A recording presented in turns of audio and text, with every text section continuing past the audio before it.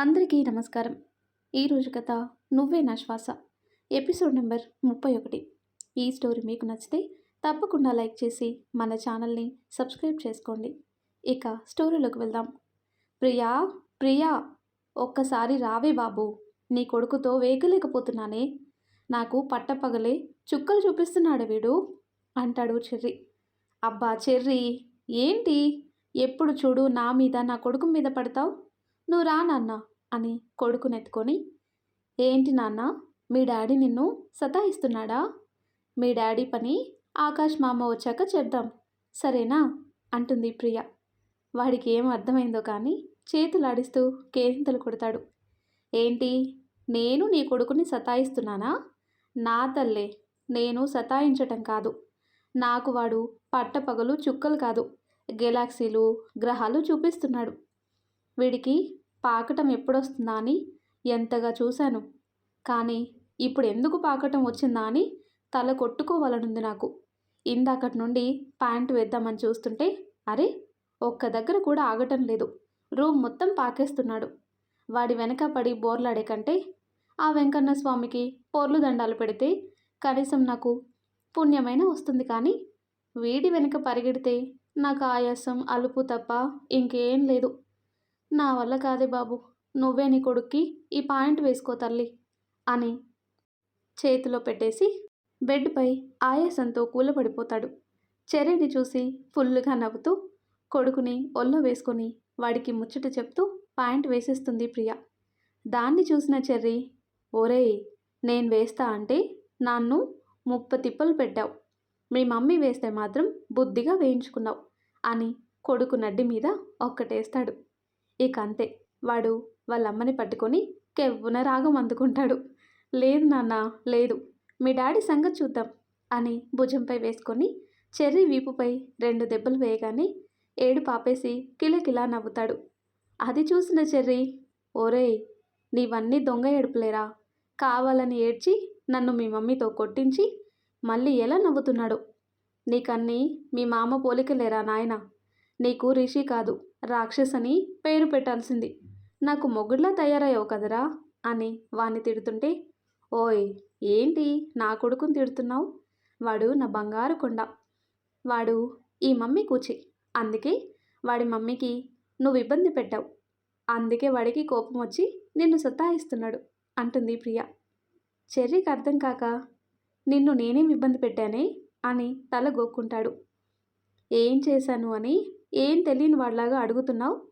నిన్న నైట్ చేసింది ఏంటి బాబు? నా ఒళ్ళు హూనం చేశావు. పొద్దున లేవటానికి కూడా ఓపిక లేకుండా పోయింది తెలుసా అని ఏడుపు మొహం వేసుకొని చెప్తుంటే చెర్రీకి నవ్వొస్తుంది. ముక్కు తుడుచుకుంటూ, చెర్రీ, నువ్వు నవ్వితే చంపుతా చెప్తున్నా. ఈరోజు నా దగ్గరికి రా, తోలు వలిచేస్తా ఏమనుకున్నావో అంటుంది ప్రియ. ఓయ్, నీ దగ్గరికి రాకుండా పక్కింటి పంకజం దగ్గరికి వెళ్ళమంటావా అంటాడు చెర్రీ. తమరికి అలాంటి ఆలోచనలు కూడా ఉన్నాయా? ఉండండి అని కొడుకుని పక్కన కూర్చోబెట్టి చెర్రీ వెనక పరిగెడుతూ, ఆగు, ఈరోజు నా చేతిలో అయిపోయావు అని చెర్రీని బాధేస్తుంటే తండ్రిని కొడుతుంటే చూసి చేతులాడిస్తూ కేరింతలు కొడుతూ నవ్వుతాడు. చూడవే, నన్ను కొడుతుంటే వాడెలా నవ్వుతున్నాడు. నీకు వాడికి నా మీద జాలే లేదు అని ప్రియాని 2 చేతులతో పట్టుకొని, ఆగవే, ఎందుకంత కోపం? వాడు కడుపులోకి వచ్చిన నుండి నేను పస్తులుగానే ఉన్నాను కదే. అందుకే ఇన్ని రోజులకి నిన్ను దగ్గరికి తీసుకునేసరికి నేను నా కంట్రోల్ మిస్ అయ్యి కొంచెం నిన్ను ఇబ్బంది పెట్టానే. సారీరా.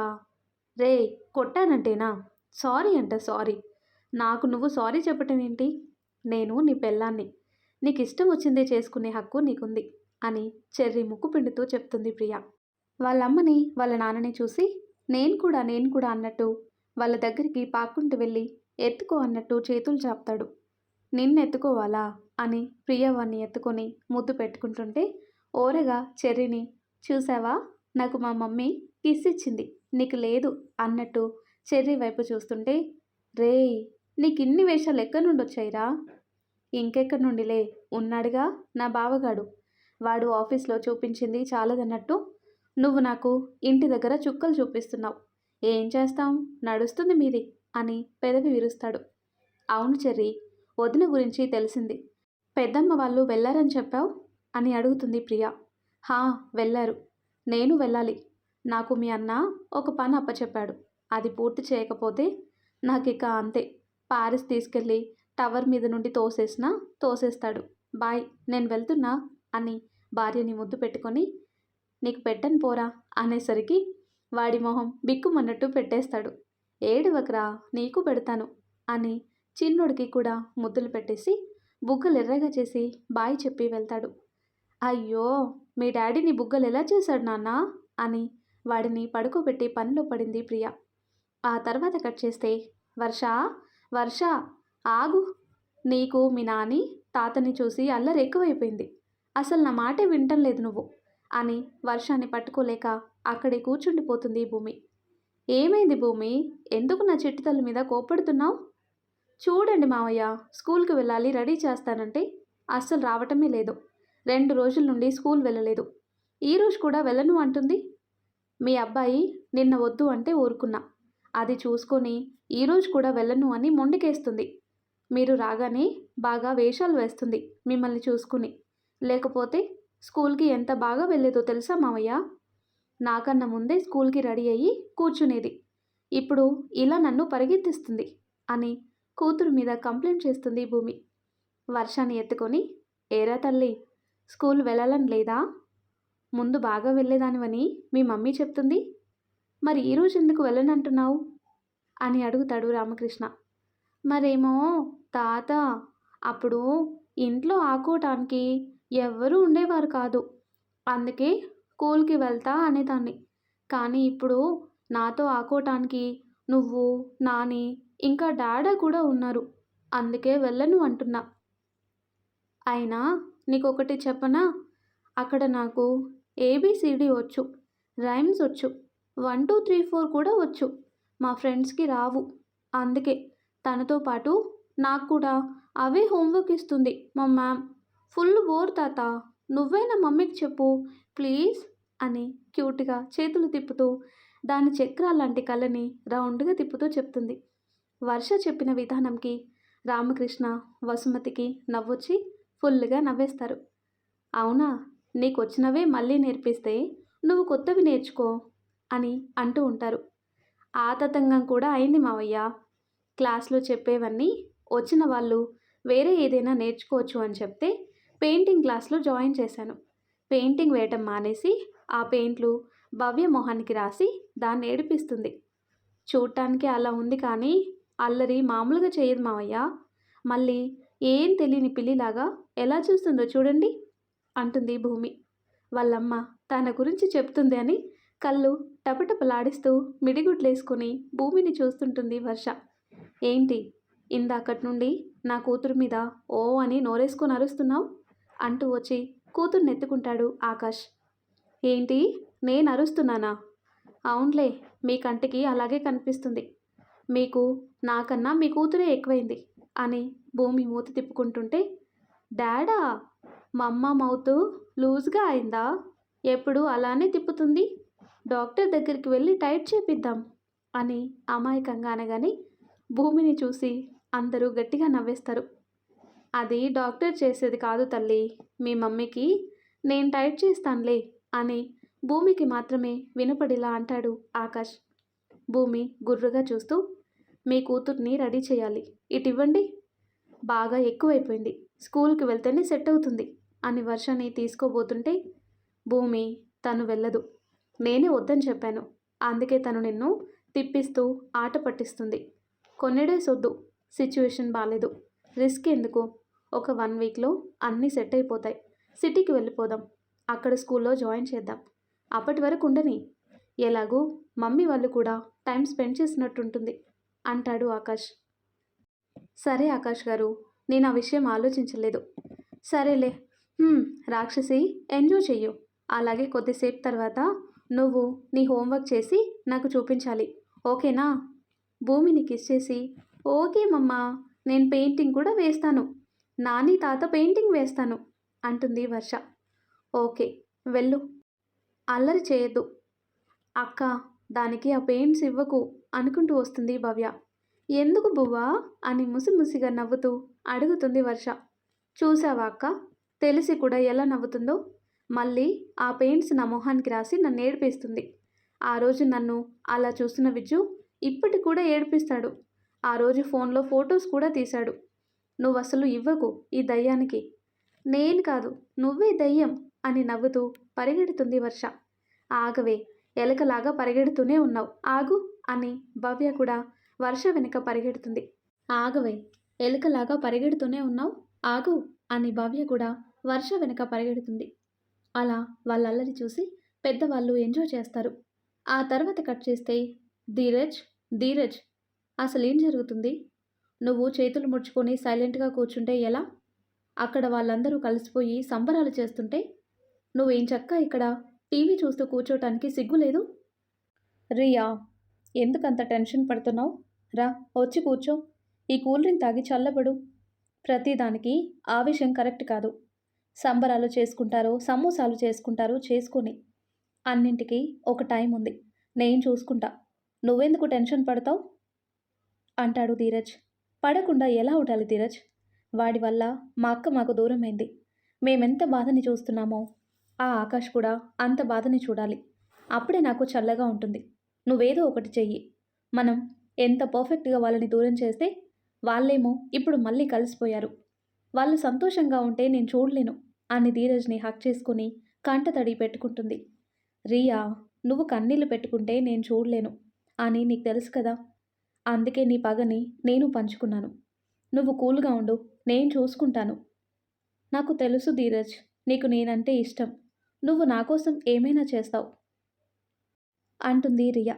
ధీరజ్ సైడ్ స్మైల్తో, పిచ్చి రియా, నువ్వు నన్ను ఇలాగే నమ్మాలి.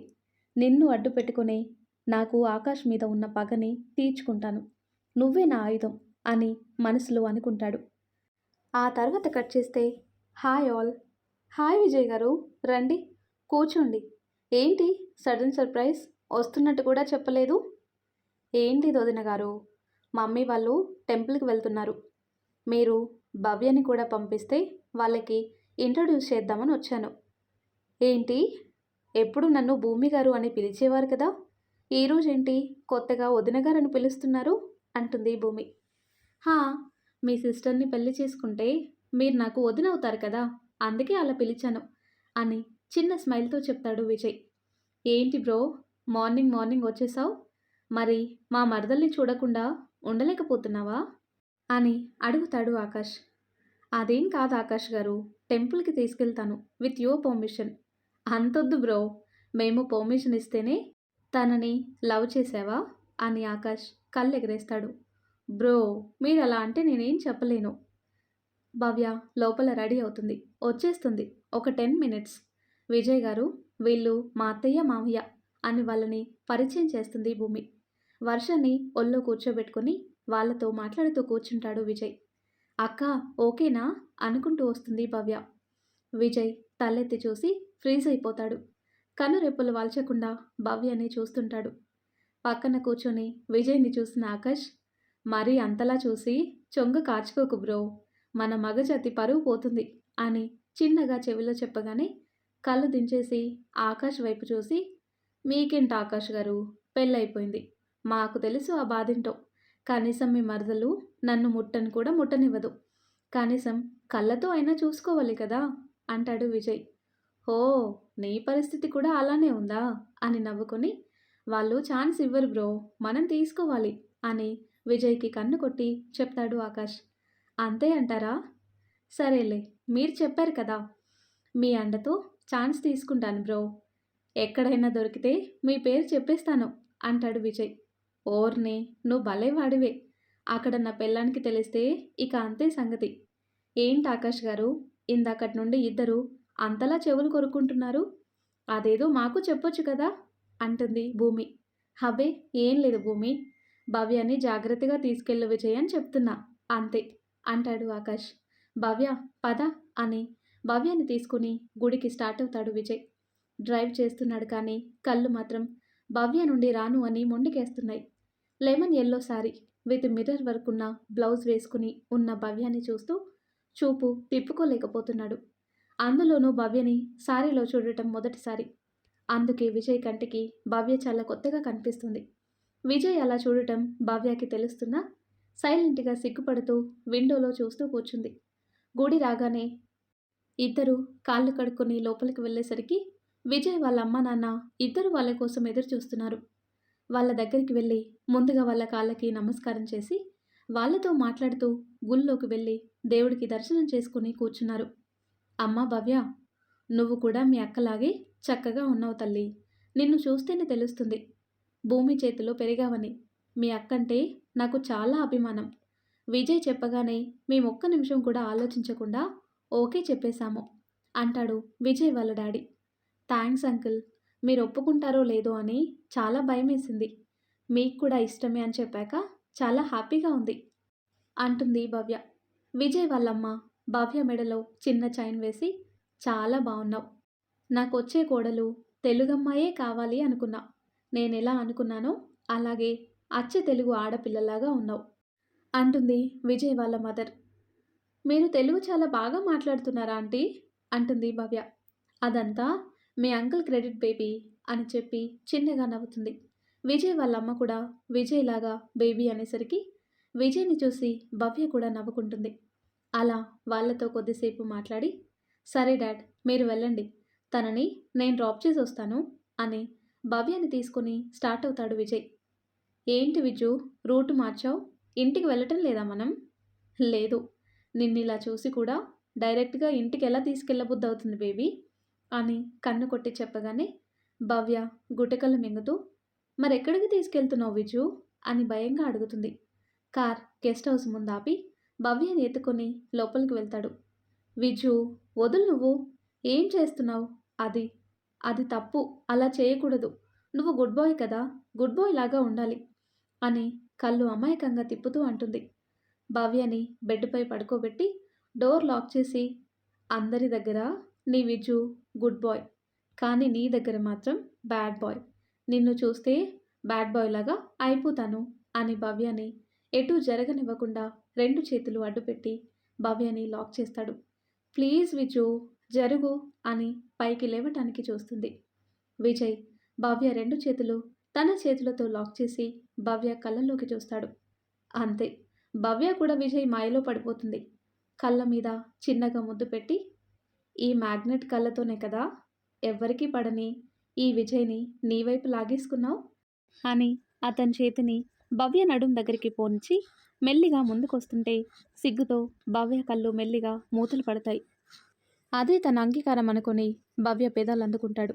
మొదట స్మూత్గా మొదలైన టైం గడిచే కొద్దీ హార్డ్గా మార్చేశాడు. ఇద్దరూ మొదటి ముద్దులో మునిగిపోతారు. భవ్యకి కష్టం అవుతుండటం గమనించి అప్పుడు వదులుతాడు విజయ్. సిగ్గుతో విజయ్ని చూడలేక పక్కకు తిరిగేస్తుంది భవ్య. హోయ్ బేబీ, ఇటు తిరగవే, నువ్వు సిగ్గుపడుతుంటే చూడాలనుంది. అసలే ఎప్పుడూ రౌడీ రాణిలాగా ఉంటావు. మళ్ళీ మళ్ళీ ఈ భాగ్యం మాకు దొరకదు అని నవ్వుతుంటే విజు, నన్నే రౌడీ అంటావా? మరి రౌడీనెందుకు పెళ్లి చేసుకుంటున్నావు? 2 ఏళ్ళు ఈ రౌడీ చుట్టూ ఎందుకు తిరిగావు అని విజయ్ గుండెల మీద తన పిడికిలితో కొడుతుంది. ఎందుకంటే నాకు ఈ రౌడీ రాక్షసి అంటే ఇష్టం కాబట్టి అని భవ్య చేతులు పట్టుకొని తన మీదికి లాక్కుంటాడు. పో, నన్ను వదులు అని మూతి ముందుకు పెట్టి అలుగుతుంది భవ్య. మళ్ళీ ముద్దు పెట్టుకుందామని చూసేలోపు భవ్య దూరం జరిగి చంపుతా ఇంకోసారి దగ్గరికి వస్తే, పెళ్ళయ్యే వరకు బుద్ధిగా ఉండాలి అని వేలు చూపిస్తూ బెదిరిస్తుంటే ఏ భవ్య, గోడకి బల్లి అని గట్టిగా అరిచేసరికి భవ్య దెబ్బకి విజయ్ చంకెక్కి కూర్చొని ఎక్కడ విజు, ఎక్కడా? నాకు బల్లి అంటే ఫుల్ భయం, ముందు దాన్ని పంపించు అంటుంది భవ్య. ఎక్కడికి పంపించాలి తల్లి? దాన్ని పుట్టింటికా లేకపోతే అత్తింటికా? ఏదో నువ్వు భయపడి నా దగ్గరికి వస్తావని ఊరికే చెప్తే నువ్వేకంగా నా చంకెక్కి కూర్చున్నావు. నా నడుం విరిగిపోతుంది, దిగవే ముందు అని భవ్యని కిందికి దించి అమ్మో నా నడుం విరిగిందిరా నాయనో అని నడుము అటు ఇటు తిప్పుతుంటే భవ్య నవ్వుతూ బాగైందా, లేకపోతే నాకే అబద్ధం చెప్తావా అని విజయ్ని చూసి నవ్వుతుంటే నేనిక్కడ నొప్పితో ఏడిస్తే నీకు నవ్వొస్తుందా రాక్షసి అని భవ్య వెనుక పరిగెడుతుంటే విజయ్ చేతికి చిక్కకుండా పారిపోతుంది భవ్య. మరి ఆ తర్వాత ఏం జరుగుతుందో నెక్స్ట్ వీడియోలో తెలుసుకుందాం. ఎంతో ఇంట్రెస్టింగ్గా ఉండే ఈ స్టోరీ నెక్స్ట్ పార్ట్స్ కోసం ఈ వీడియో లైక్ చేసి మన ఛానల్ని తప్పకుండా సబ్స్క్రైబ్ చేయండి. Thanks for watching.